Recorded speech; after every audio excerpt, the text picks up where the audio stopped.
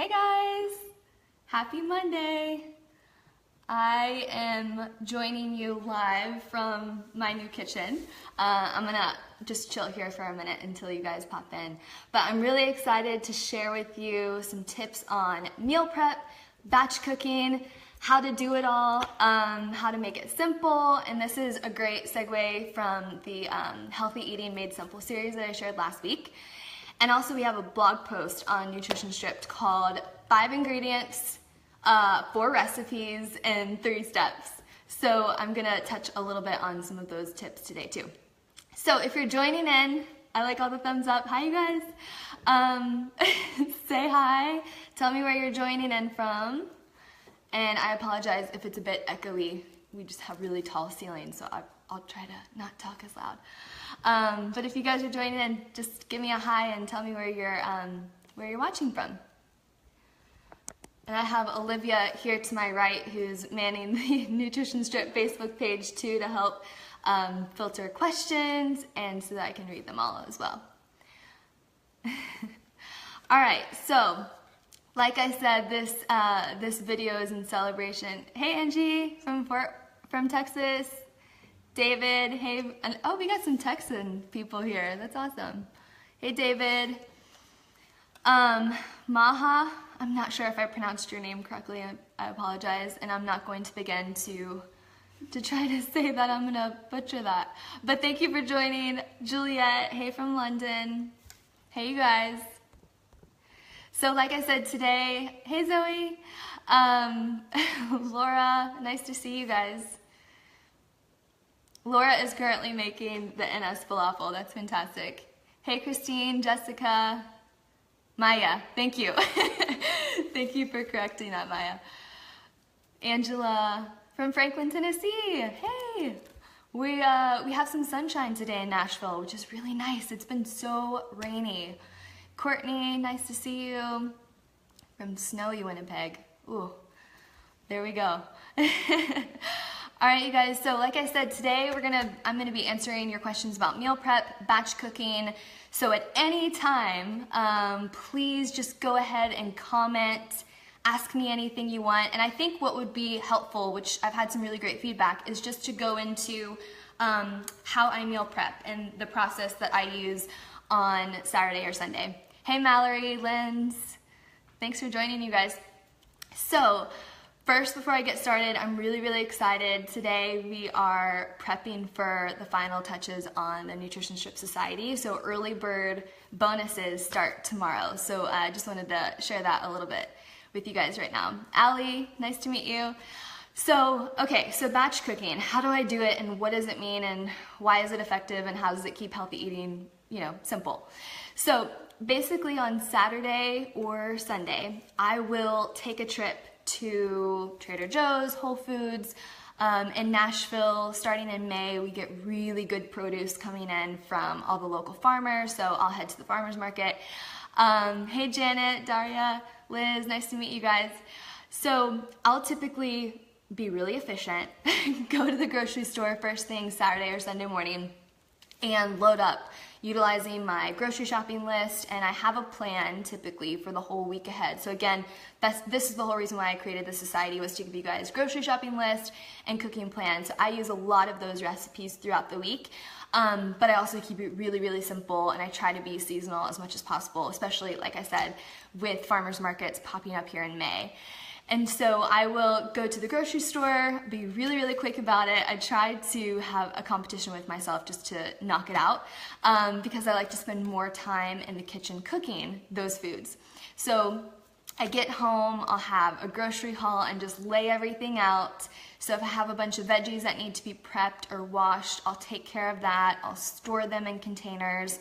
And we also had some really great questions from email about like how to store produce, so I'll answer those too.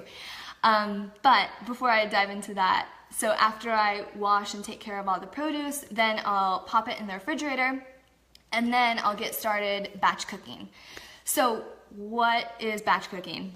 Give me a thumbs up or a heart if you guys already meal prep, if you already batch cook, just so I can get a sense of, you know, what you guys do in your daily life. And if you don't, comment below, because I'm curious to see and hear what challenges you guys have, so I can help you on that.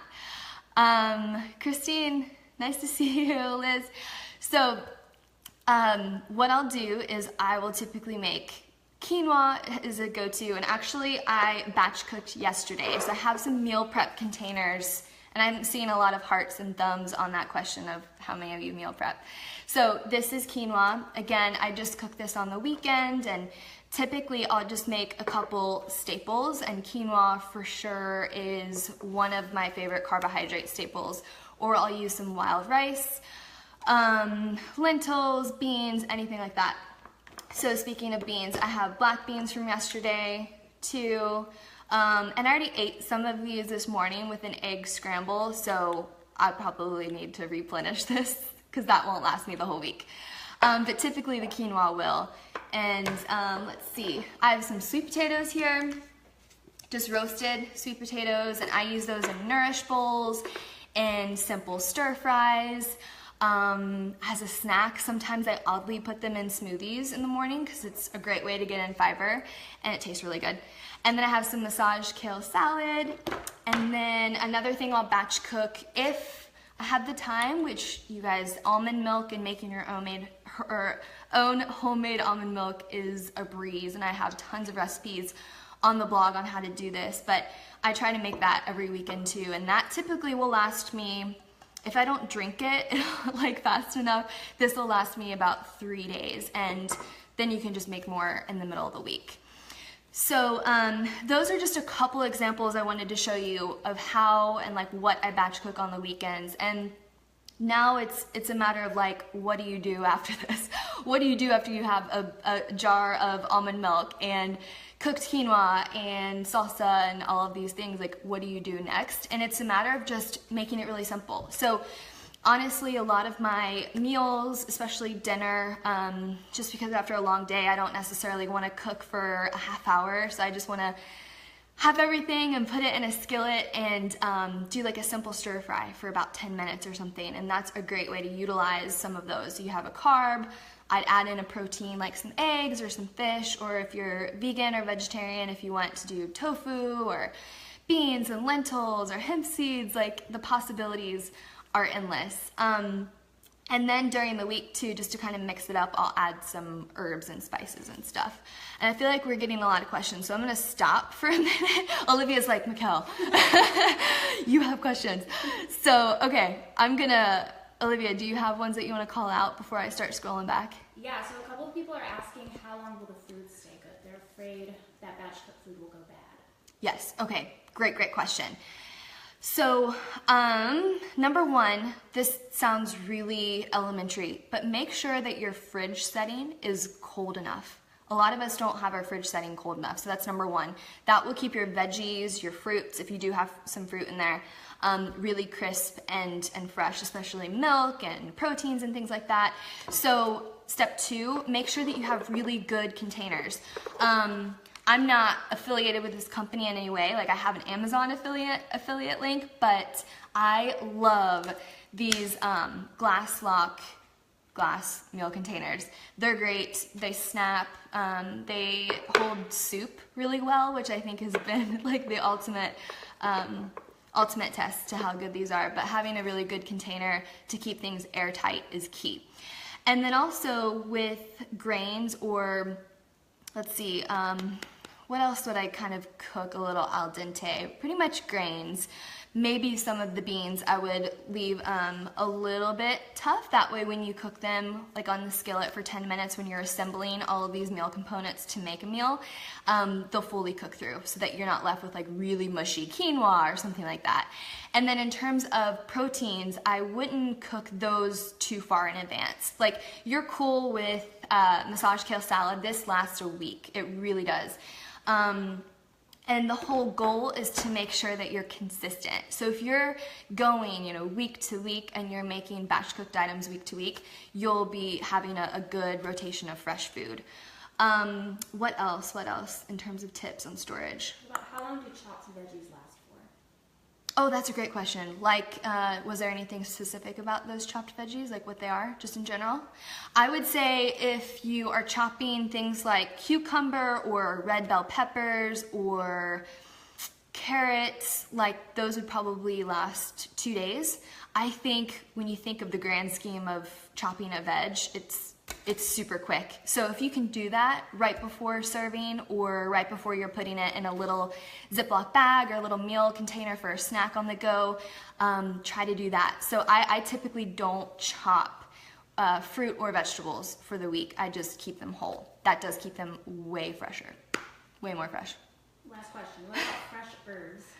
Fresh herbs. So I've actually heard a couple different ways to do fresh herbs. The one that works for me is I will take fresh herbs and lightly take some really, really cold water and like sprinkle some cold water onto it, and then take a dry paper towel and just dampen it just a little bit. And then, like, let's say that this is your paper towel and you have like cilantro on it, then just roll it up and then put it in a Ziploc bag. And what I do is I don't seal the Ziploc bag completely. I'll leave like just a little bit, and that tends to work for me really, really well for the entire week. So I hope that helps. And also think about this, like mentally, when you have food in your fridge, none of us want to be wasteful of resources, of our time going to the grocery store, of spending money on food. So I think that's really a nice thing to think about, is like you want to utilize it, so it gives you a little bit of extra motivation there. I hope that helps. If you guys have more questions about that, please let me know. All right, here's another good question from Pippolina. She says, my issue is deciding for a whole week what to cook. It's almost like my issue is menu planning with the wealth of exciting recipes out there. Ooh, I love that question. That was from Pippolina. That is such a great question. Okay. Goodness. So if you're joining in from the Healthy Made Simple video series that I shared last week, the first video in it was all about simplicity and why, hey brother, why I practice the rule of simplicity. Because, and hear me out, I contribute to the thousands of free recipes on the internet, right? Because Nutrition Stripped alone has hundreds of free recipes on the blog. So I get it. It can be really overwhelming when you're like, oh my gosh, but Pinterest has this really beautiful recipe and so on Instagram is making this. So I think it comes down to, number one, ask yourself what foods you like, what keeps you feeling good, and what's manageable for you. So for example, if you find 3 recipes on a blog that you love or Pinterest, just try making those 3 or 4 recipes for the entire week. And cooking enough to make leftovers. Again, I always make and batch cook things in meal components so I can switch it up a little bit so that you're not bombarded and you're not overwhelmed and you're not intimidated with hundreds of recipes out there. And I think that's partially why when I created the society last year, just a guide to master meal planning and to help you do that, it was really in my mind to keep it simple so that every week there were really simple recipes to follow and you could rotate it so you could maximize your variety, but you could keep it really simple if you wanted to. So that's a great question, and that's kind of my best suggestion. And honestly, during this week, for example, and last week, I've had the same or similar breakfast, lunch, dinner, and then next week I'll switch it up just by switching out ingredients. So whether it's a smoothie or a porridge for breakfast, I like to keep it really, really simple, and it helps us just, get rid of any of that decision fatigue. We have a lot to think about and a lot on our plates, so it's nice to decrease that a little bit. All right, and then Zoe wanted to know, how do you decide how much of everything to make to last you the week? That's great. So typically what I'll do, first of all, ask yourself the question of how many people you're cooking for or how many people you'll be eating with that week. So we have a household of 2, so I base the menu on sorry Jesse, what I want to eat, and then I just amplify it by 2, times the recipes by 2, and I literally write it out. And again, this is a component to the society meal planning program that I did too, so that you didn't really have to think about it. But I will just, again, simply take a recipe, multiply it by 2, and then think about how many servings that recipe has. So I'll just throw this out as an example. Let's say you're making a casserole and it serves 6. and it's just you, that means you have about 6 days or 6 servings worth every day, if that makes sense. I hope it does, and if it doesn't, let me know. Alright, now Jennifer wants These to are know, great questions. Jennifer says, any prep tips for smoothies for a week? Jennifer, any smoothies in particular that you're talking about? So I'll start by saying the stripped green smoothie, which is kind of the holy grail on nutrition strips, and it's a smoothie that I drink every single morning. We've been moving last week, and that's been a savior because, you know, energetically I need all the nourishment I can get, so that's been really great to drink first thing in the morning. And I will make that in a batch of about 4 servings, and that will last 3 to 4 days. And 4 days for me is pushing it. And the tip, and I have some more tips on that blog post in particular, and Olivia can pop that in the Facebook comments, but mason jars like this with a really tight lid are fantastic for storing smoothies. I would say for 2 to 4 days. Now, this is a trick too. If, let's say that your smoothie has avocado, or what else can get a little weird in the refrigerator? Any kind of really sweet fruit, like tropical fruit, like pineapple or banana, those can tend to oxidize a little bit quicker, so the flavor might be off. So I think it just depends on what recipe you're looking at. But in a nutshell, again, remember, smoothies take no time. 2 minutes. Boom, put it in the blender, turn it on, and just clean it really quick. So that can be another tip to keep in mind. I hope that helps. Okay. Wow, you guys have really great questions. Thank you. I missed out on saying hi to some people too that came in. Hey, Katie, Mary, Cheryl, Tori, Allison, Maya. Okay, great. Joelle. Joelle, bananas get weird. They do kind of get weird. Olivia, do you have any more questions from emails too? Let's see. Yeah, these are great questions, you guys. And like I said too, like when it comes to putting these together, because I think this might be a helpful example just with the items that I have here today. Let me pull them closer to me so you can see.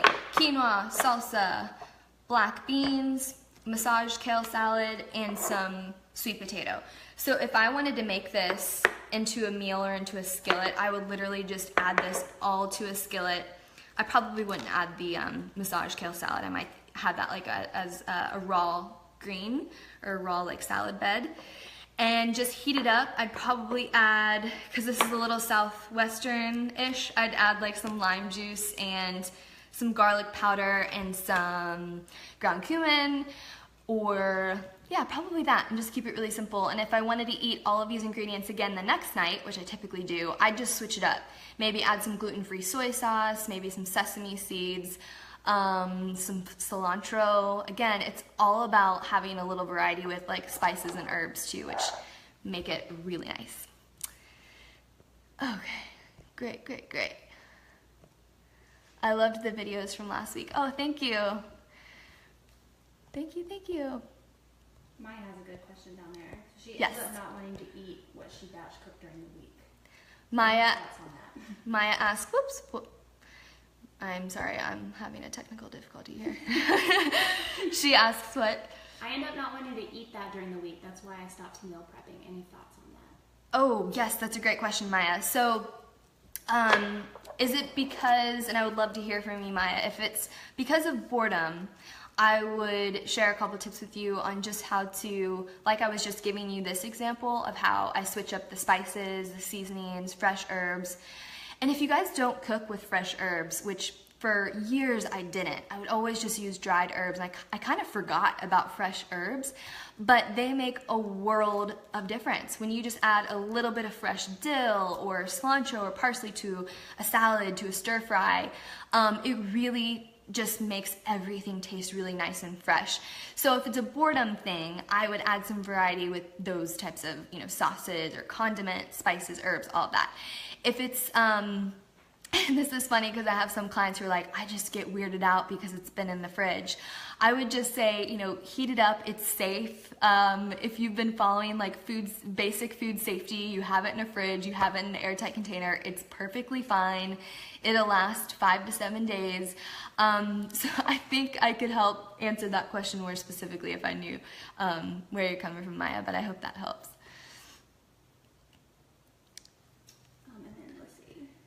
Allison, great. Burrito and salsa, that sounds good.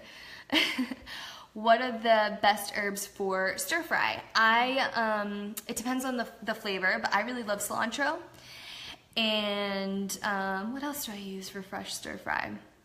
I'd say mainly cilantro. I like sesame seeds. Again, gluten-free, soy sauce, ginger, lime juice. Yeah, and I love dill. I've been like all over dill lately. It's great. Blake, what do you mean about a smoothie being in the fridge? Do you make it and drink it later? Oh yeah, this is a great question. So we had a question earlier of like how to make bulk smoothies for your batch cooking day on the weekend, for meal prep for the week ahead, and how does that work out? So I would, again, if you just popped in here, I would watch the beginning. But in a nutshell, you can really get away with a lot of smoothies and prepping it for a couple days in advance, but that's essentially what it means. And you can also make it and then drink it that same day. Yeah, it just depends on what you're after. I hope that answered your question. Yes, I love ginger too. Let's see, Laura asks about needing soaked cashews for recipes. I don't have them prepared. Do you leave cashews soaking in the fridge? And if so, how long could you leave them soaking for? That's a great question. Cashews, I haven't really tried soaking cashews for more than one night, like overnight, so maybe 8 to 10 hours. I would think that they would get a little soggy, a little too soaked, if you will, if you let them go too long. But no, in a nutshell, I do not have like soaked cashews ready to go at all times. If I'm planning a meal ahead of time, so for example, we have some really great cashew creams in the Society recipes, and I will make those, or if I know that I'm making it that week, I'll soak it on Sunday and just have them prepped. So you can actually soak them and get away with like a 2 to 4 hour soak as well, just to soften them. I hope that helps. David Olivia? has a good question. Yes, from David. Tips for travelers eating healthy on the go. Eating healthy on the go. David, great question. Let's see. I'm traveling this coming week, so I'll share a couple of my tips. I try to pack as much as I possibly can for the airport. So whether that's nuts, seeds, if you've seen those almond butter packets or nut butter packets, those are great. Bringing in some raw veggies. If you have a cooler, that's an added bonus because then you can get away with having some veggies. Fruit is always really great to travel with. I love bringing water bottles. I know this sounds really simple, but staying hydrated is key for when you're traveling. And then beyond that, once you get to your destination, I always scope out the nearest farmer's market, Whole Foods, any like healthy grocery store I can get my hands on. And depending on where you're staying, if you're staying at an Airbnb or a house or a hotel, if you have a mini fridge, I think that dictates what you can buy and bring back to your room or not. Otherwise, just have some staples to last you through the day and maybe revisit here and there. Definitely scope out restaurants that offer healthy options for you.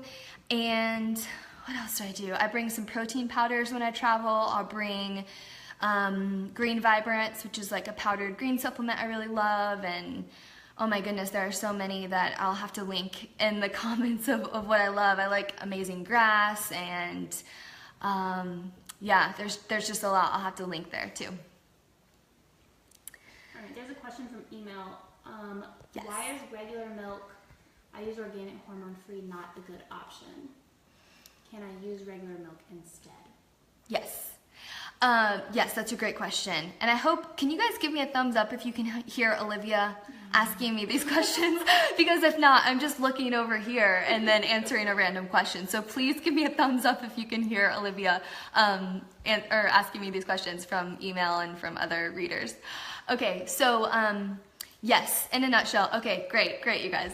So I use dairy-free milk because I don't tolerate dairy well. It doesn't agree with me, it never has. My family is lactose intolerant, and I guess I got that as well, but it gives me migraines and makes me break out, and just all of these things that just don't sit well with me. So personally, I use dairy-free milk in my lifestyle, and I always share that on Nutrition Stripped as well. So it's a great alternative for you to try, but do you have to? No, you need to listen to your body and what does really well. But I will say, try to follow some basic rules. If you do consume dairy, ideally get it by a local farmer where you know the animals. For me, I think that's really important in terms of animal ethics and making sure it's sourced really well and it's organic or grass-fed. So yes, you can use whatever milk you enjoy. Great question. Maya has a great tip. I love that. For smoothies, try keeping chia seeds soaked in water in the fridge in a jar. That way it's easy to add them to a smoothie. I love that tip. And there's actually a batch cooking video I did with one of the society members, Brittany, if you're in here. And we did an overnight chia seed pudding as a little bonus recipe, but I shared that tip, so I think it's awesome. It's really great. Let's see. Millie offered another tip as well about the cashews. So you can soften the cashews quicker by boiling water onto them. Yes, from a culinary standpoint, you for sure can do that. I will say if you want to soak them and retain a little bit more nutrition, you can just soak it in filtered water. But again, still they have all the protein and fiber and good fats in them. What about international traveling? So I would apply those same tips that I was sharing with David. And then with, yeah, I really would and have lived by those tips even with international travel as well. If it's a really, really long flight, like 2 years ago, I traveled to Thailand, and that was a whirlwind of a travel. It was like a 30-hour flight and travel day. So I just drank a lot of water, made sure I was really hydrated, and tried to sync up my new schedule and new meal time with Thailand time. So I think that's a tip too, is if you can start to get on your new meal times. Even if you aren't hungry, just eat a little something just to kind of get in a new pattern. Olivia, did you have a question? Zoe had a really good question. This was the next one. When you plan your groceries for the week to batch cook, do you try to plan recipes that use common ingredients? Yes, that's a great question. I like to be very resourceful, and if remember us talking about in the beginning, I like to keep it really simple too. So we also have a blog post today. If you guys want to try it out, if like you don't understand this concept, I totally get it. Try that blog post out, and it's Olivia will comment below too. But it's 5 ingredients, 4 recipes, and 3 steps, and you can use it again for 4 recipes. So that's a great way to be resourceful and still add some variety in there as well. So that's a great question. But yes, I try to keep it really, really simple. Brianna, thanks for joining. Maria, whoops, I can hear her. Great, they can hear you, Olivia. Oh, and then somebody said I can't hear. Okay, we'll just find a middle ground. All right, thank you guys for the feedback. That's so great. Are the recipes in your book as easy, as the recipes in the ebook you offer last week? Yeah, so the ebook that you're talking about last week is from the Healthy Eating Made Simple series, and that is just a little taste of we have about 100, if not more, recipes in the society, which enrollment opens tomorrow, which I'm really, really excited about, and we're giving away some really cool bonuses starting tomorrow until like Wednesday. But it's only open for a week this year. So yes, there are really simple recipes. The whole idea is to help you, save time, be resourceful, again, keep it really simple, nourish your body, feel really great. So all of those recipes from the ebook in that series is also in the society too. Just a different little tweak. Great question. Okay. Let's see.